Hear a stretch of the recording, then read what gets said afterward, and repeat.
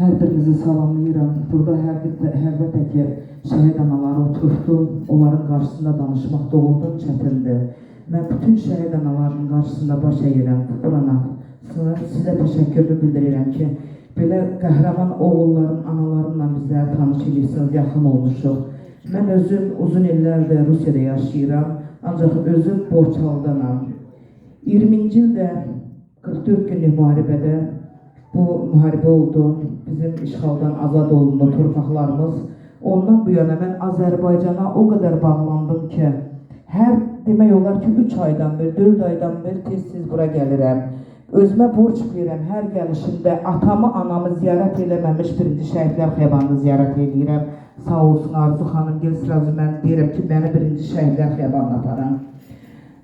Burada hər analara baxdıqca, hər analara danışdıqca ürəyimiz üzülür.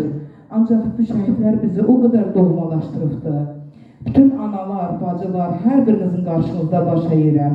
Qürur duyuram bizim vətənimizlə, bizim Azərbaycanımızla, bizim Alibaş komandamızla.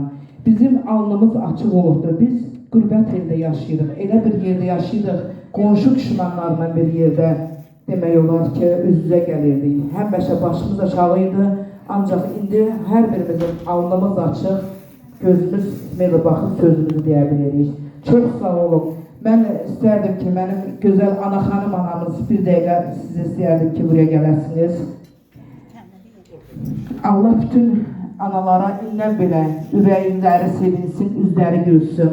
Ana xanım ana, mən çox istərdim ki, hər biriniz qara yaylağı açasınız, indən belə gözəl bir yaylaq, gözəl günlər olsun. Var olun hər birinizə. Hər birinizə təşəkkürümü bildirirəm analar. Sağ olun.